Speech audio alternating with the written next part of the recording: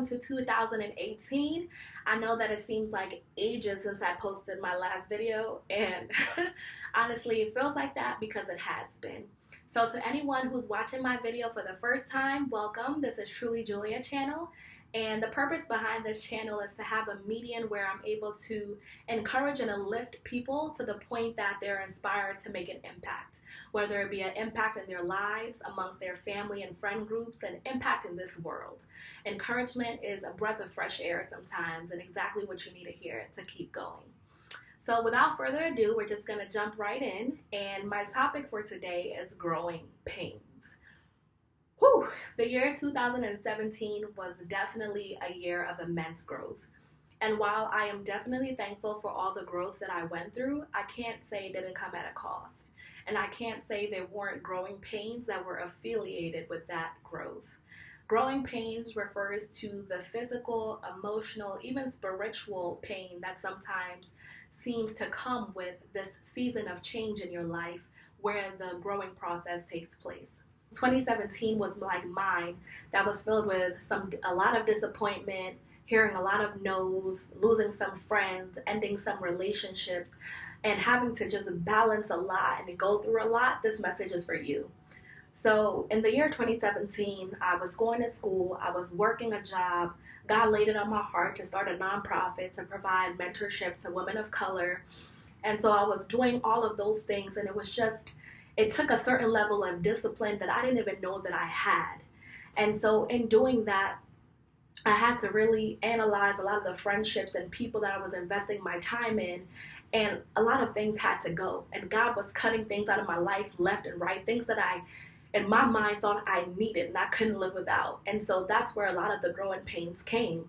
And so I'm going to share this message that God placed on my heart with everyone who had a hard 2017.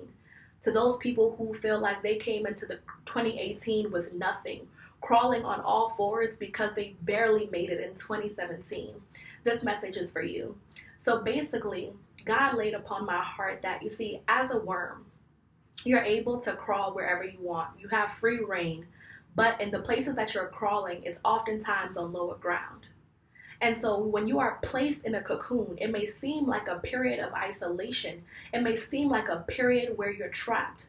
So for anyone who in 2017, they felt trapped, they felt like they had nowhere to go, they felt like they were drowning, or they felt like they couldn't breathe because they were pressed down on every corner, I'm here to tell you that you need to adjust your perspective, because that was not a season of isolation for you to be hurt. That was a season of isolation so you can be protected, because in that cocoon, people couldn't have access to that worm.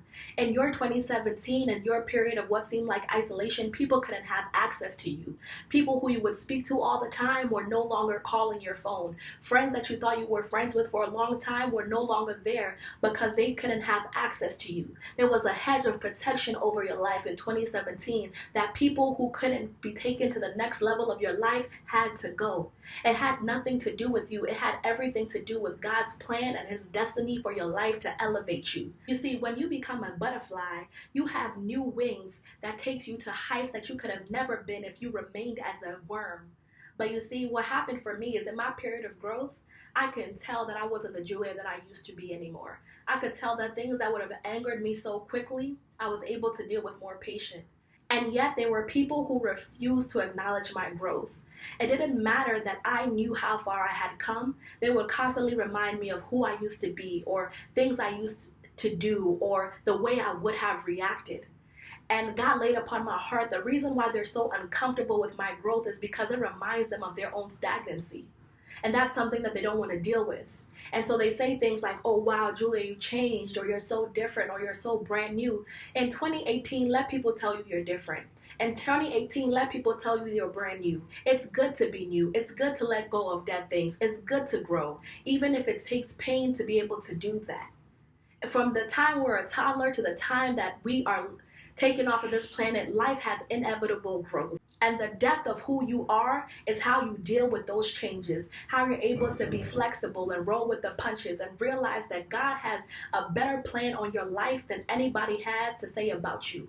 People are working in fields that they didn't get degrees in. People whose family did not have enough money are now living a life of luxury. Out of nothing, God will create something, and out of something, God will create surplus. All he's asking is that you would give him what seems to be nothing. All he's asking is that you give him your life, and he will stretch you, and he will uplift you, and he will put you in arenas and rooms that you think to yourself, what am I doing here? Your name will be on a table set with people who you used to admire and look up to. You will be sitting right beside them.